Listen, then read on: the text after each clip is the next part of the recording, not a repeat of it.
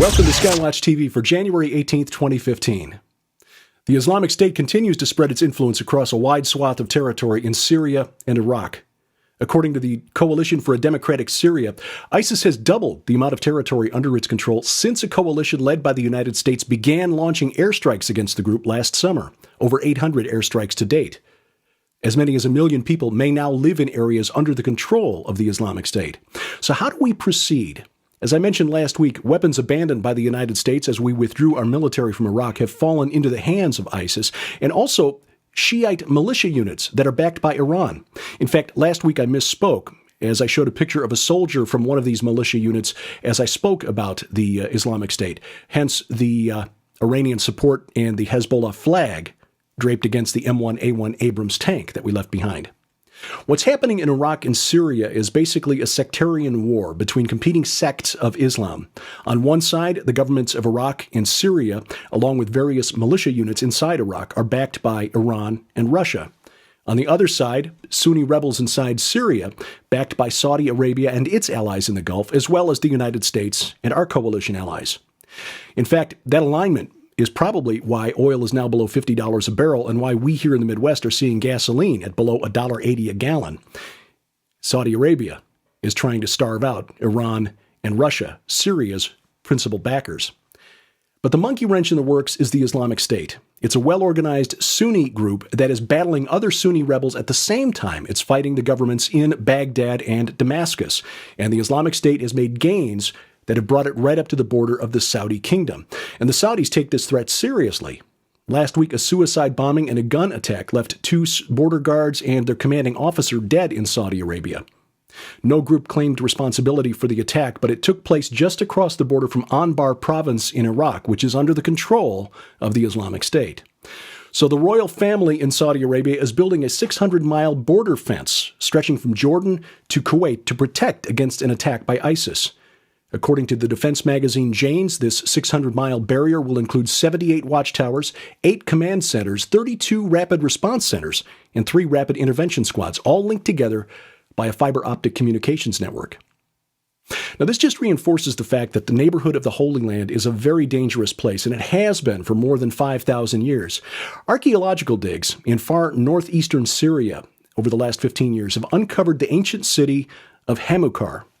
Hamukar was destroyed by an attack from an invading army sometime around 3500 BC. Researchers there found that the city had been invaded by this attacking army, probably from the southern Mesopotamian city of Uruk, about 425 miles to the south. They found a lot of clay bullets that had been fired from slings, and after the city walls of Hamukar had been breached, the victorious army apparently burned the city to the ground. Now, why is this relevant? If Peter Goodgame, author of The Second Coming of the Antichrist, is correct in his research, then the destruction of Hamukar took place at about the same time that Uruk began a period of rapid expansion throughout Mesopotamia, extending its area of influence apparently through conquest. Uruk was the center of power of the biblical Nimrod, who Egyptologist David Rohl identifies as the Sumerian king Enmerkar. Now, a poem from ancient Sumer called Enmerkar and the Lord of Arata tells the story of how Enmerkar, the king of Uruk, demanded timber and precious stones from a kingdom to the north called Arata. Enmerkar was rebuilding a temple at the ancient city of Eridu, remembered by the Sumerians as the very first city. This temple at Eridu was to the Sumerian god Enki, the Lord of the Abyss. The temple, which was never completed, is by far the largest and oldest ziggurat discovered in Mesopotamia, and David Rohl believes that this is the actual site of the Tower of Babel. Now, Arata is very likely the ancient land of Urartu, which included the area where Hamukar is located.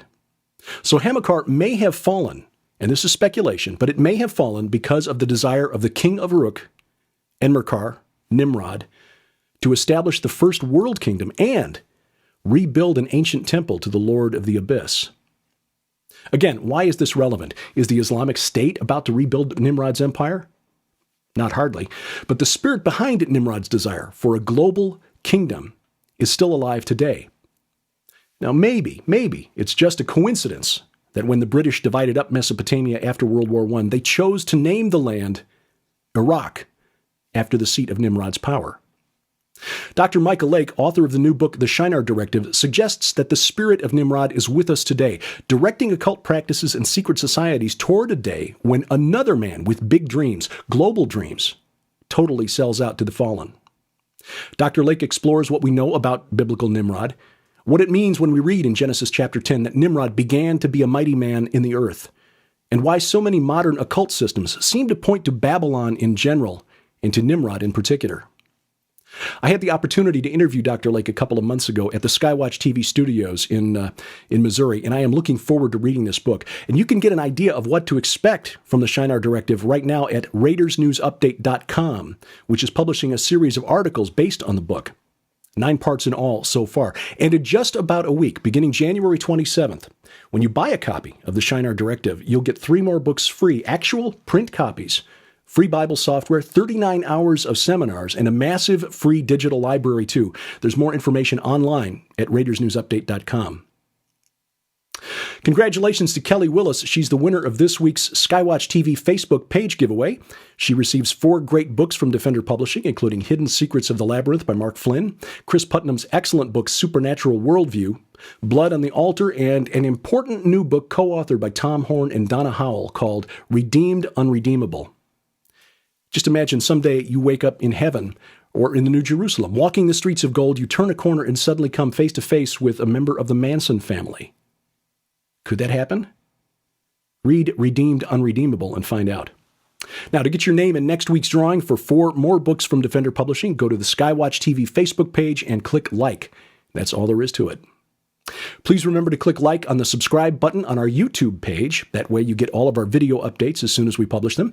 And if you have a Roku box on your television set, add the YouTube channel to your list of channels. That way you can watch SkyWatch TV on your TV. And keep watching because we plan to release a Roku channel for SkyWatch TV as soon as possible. And if you use Twitter like I do, be sure you subscribe to our Twitter feed for breaking news and updates from SkyWatch TV. We are your eyes on the wall. I'm Derek Gilbert, and this is SkyWatch TV.